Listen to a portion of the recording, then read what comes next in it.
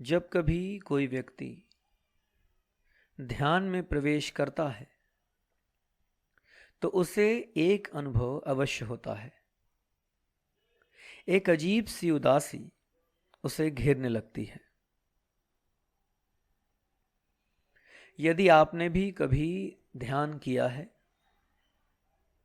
तो आपको भी यह अनुभव अवश्य हुआ होगा, और यदि कभी आप ध्यान करेंगे तो यह उदासी आपको भी अवश्य घेरेगी।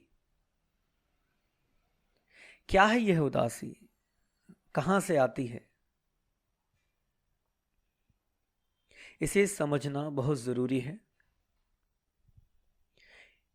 क्योंकि यदि हम इसे ना समझ पाए तो हम जीवन के गहनतम आनंद से वंचित हो जाएंगे। तो आइए जानने का प्रयास करें कि यह उदासी क्या है और इससे निदान का उपाय क्या है। ध्यान एक प्रकार की शून्यता है। जो भी व्यक्ति ध्यान करना शुरू करता है वो धीरे धीरे मौन होने लगता है, शून्य होने लगता है। उसके अंदर का आकाश रिक्त होने लगता है, एक नथिंगनेस, जैसे कुछ भी नहीं है। और पहली बार जब इस रिक्तता को हम देखते हैं, हम इसका सामना करते हैं, तो हम उदास होते हैं।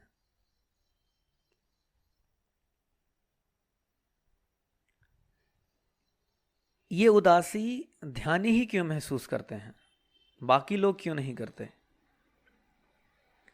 इसीलिए नहीं करते क्योंकि आमतौर पर लोग पूरे वक्त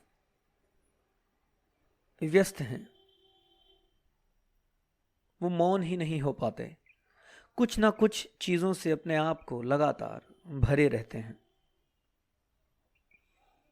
विचारों से, भावनाओं से, समस्याओं से, चिंताओं से, योजनाओं से। कुछ ना कुछ लगातार मन के अंदर चलता ही रहता है।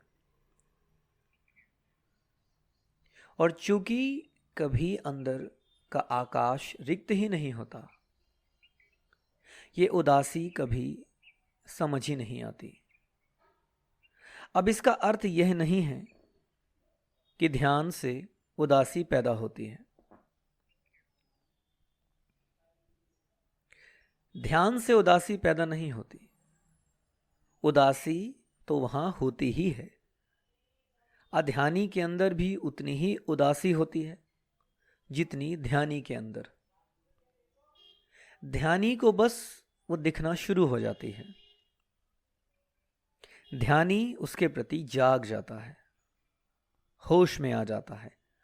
और चूंकि अध्यानी हमेशा बेहोश ही रहता है, इसीलिए वो उदासी होते हुए भी उसे दिखती नहीं। लेकिन फिर भी कभी ना कभी ऐसा होता ही है कि हर कोई इस अजीब से खालीपन को जरूर महसूस करता है।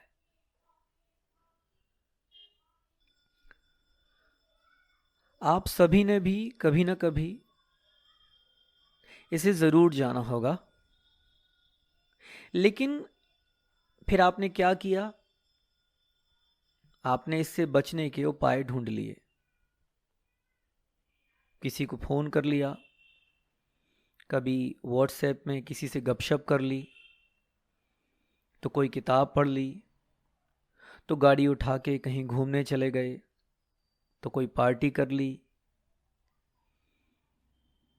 तो पुराना कोई एल्बम निकाल लिया, कभी अतीत में चले गए, कभी भविष्य में चले गए। और आपने इस उदासी को दबा दिया। लेकिन एक ध्यानी होश में होता है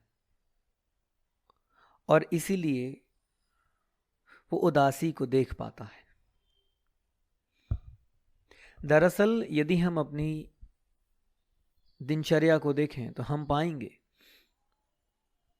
कि कुछ एक चीज़ों को छोड़ दिया जाए तो हम लगातार जो भी करते हैं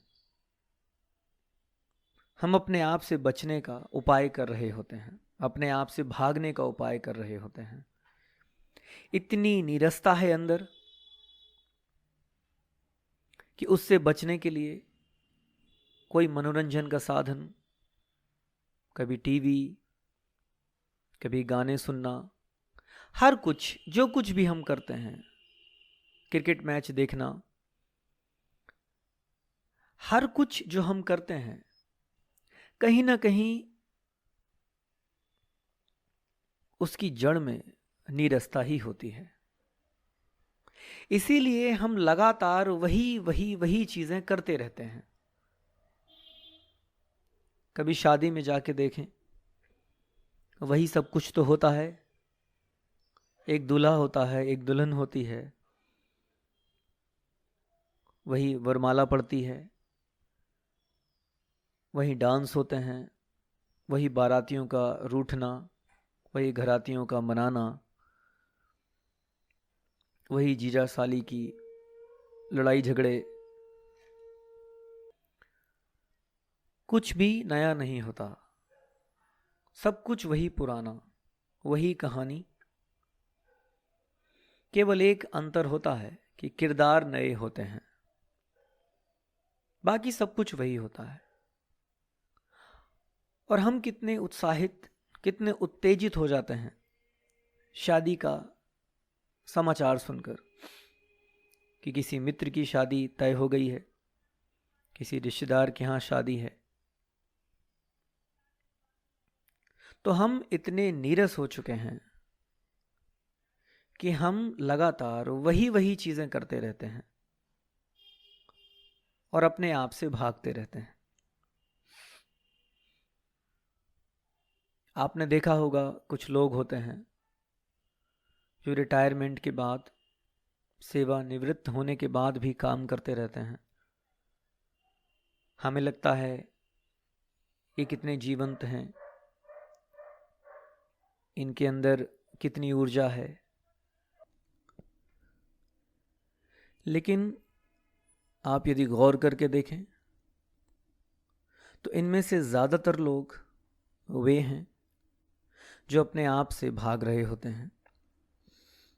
30-40 साल चूंकि उनकी आदत बन गई होती है काम करने की, तो अचानक जब कुछ करने के लिए नहीं होता तो वो परेशान होने लगते हैं।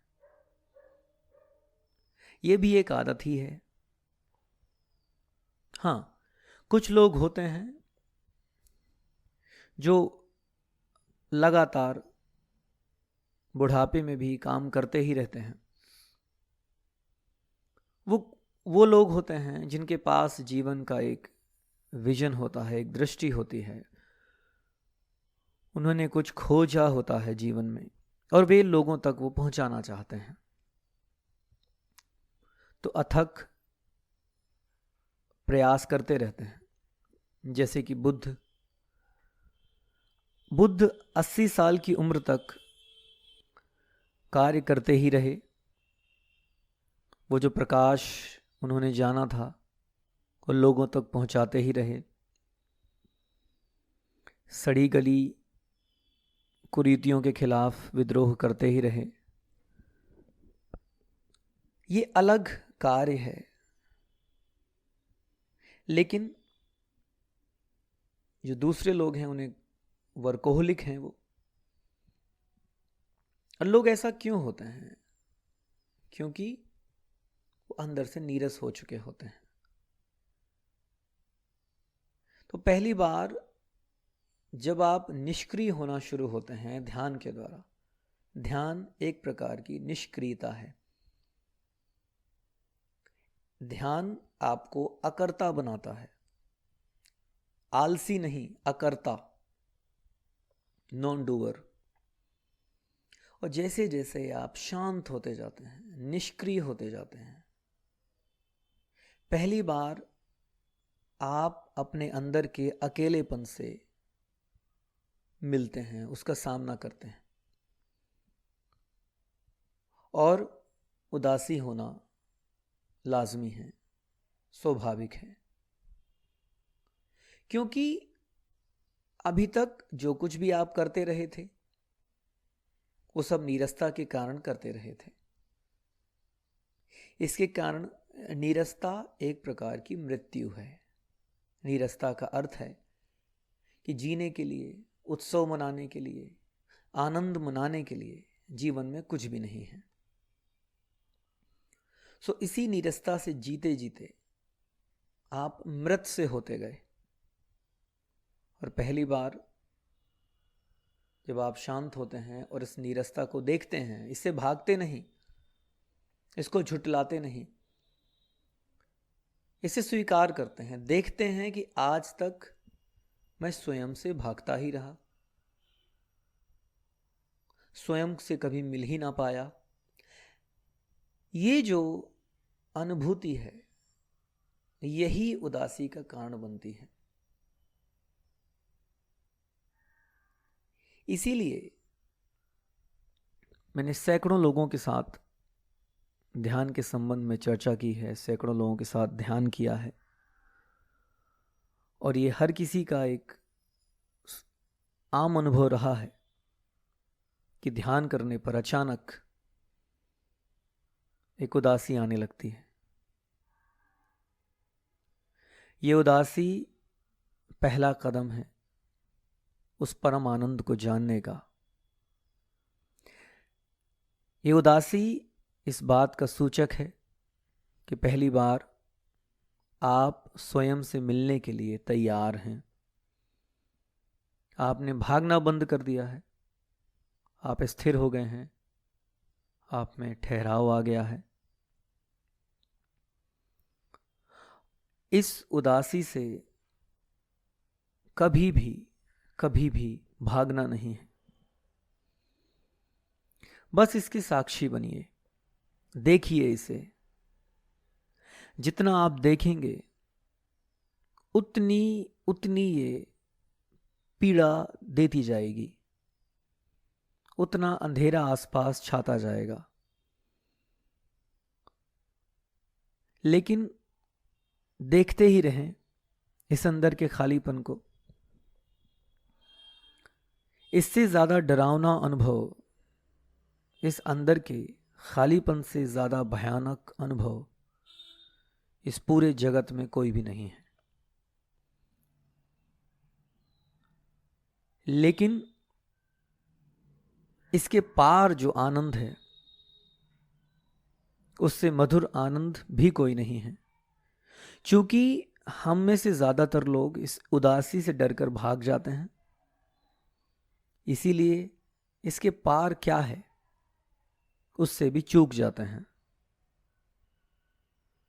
तो ध्यान को और गहराना है, साक्षी बनिए। बस साक्षी है मूल मंत्र, साक्षी है कुंजी।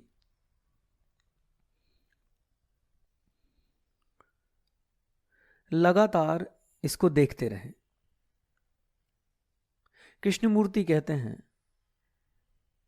कि हम इस एम्प्टीनेस, इस खालीपन से चूंकि भागते रहते हैं, इसलिए हम देख ही नहीं पाते कि खालीपन जैसी कोई चीज है ही नहीं, धुंध है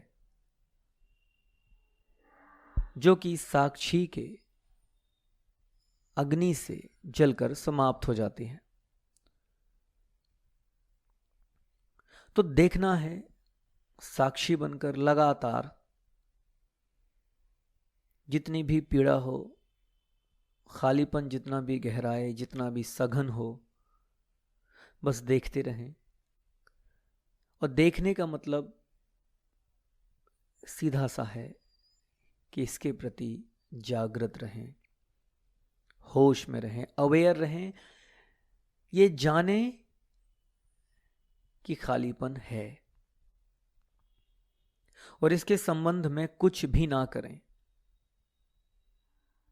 यह आपको चारों तरफ से घेरती है, इसे घेरने दें।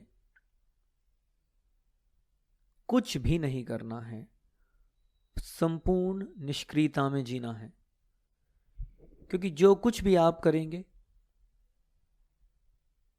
वो आपको अपने आप से दूर लेके जाएगा। और देखते वक्त ये बिल्कुल भी ना सोचें कि अब मैं देख रहा हूं, अब मुझे इसके पार का कुछ मिलेगा। ये सारे विचारों को बाहर निकाल दें, क्योंकि जैसे ही आप ये सोचना शुरू करते हैं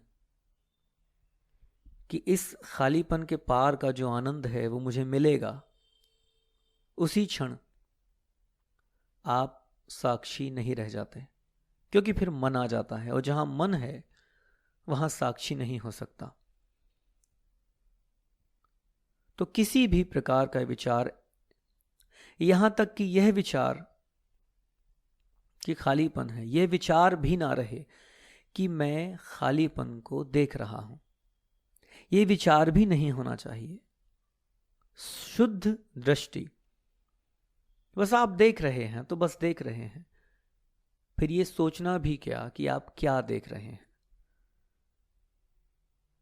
और जब आप लगातार इसके साक्षी बने रहेंगे तो पहली बार आप समय और स्थान के पार का कुछ जान पाएंगे। कोई आनंद अपरिचित सा, अज्ञात सा, अनजाना सा, अपरिभाष्य आनंद आपको अचानक भर देगा, जैसे कुछ फूटेगा अंदर रस,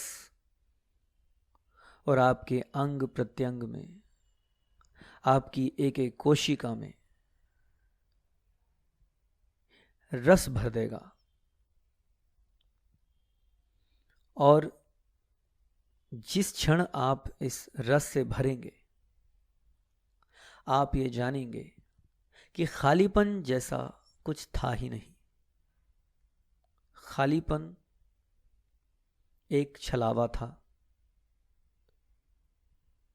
एक मन का धोखा था, और जिस क्षण आप इस छलावे को जान लेते हैं, उसी क्षण आप भागना बंद कर देते हैं, क्योंकि फिर भागना किससे? जो है ही नहीं उससे डर कैसा, जो है ही नहीं उससे भागना कैसा। और जिस क्षण ये समझ पैदा होती है, जिस क्षण ये अंतर्दृष्टि आती है कि खालीपन जैसी कोई चीज है ही नहीं, आप अपने आप में लगातार डूबने लगते हैं, डूबते ही जाते हैं। उस दिन आप एक अद्भुत स्वतंत्रता को जानते हैं, क्योंकि फिर आप किसी पर निर्भर नहीं होते अपने सुख के लिए, अपने आनंद के लिए। अब आप स्वतंत्र हैं, जब मर्जी हो अंदर डूब जाएं उस आनंद में, उस रस में, और चाहें तो हमेशा ही उसमें डूबे रहें।